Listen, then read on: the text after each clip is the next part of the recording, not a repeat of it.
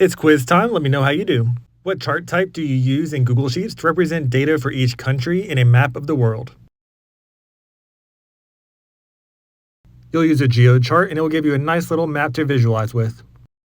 How do you translate the text in cell A2 from Spanish to English directly in Google Sheets?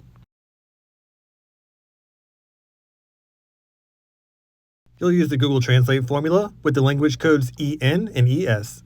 Which formula in Google Sheets would you use to import a table directly from a website?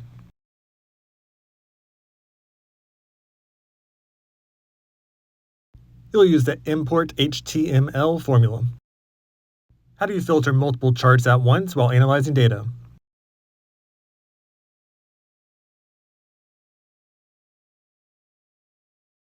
You'll use slicers, and as long as the charts are built off the same range, they'll update as well.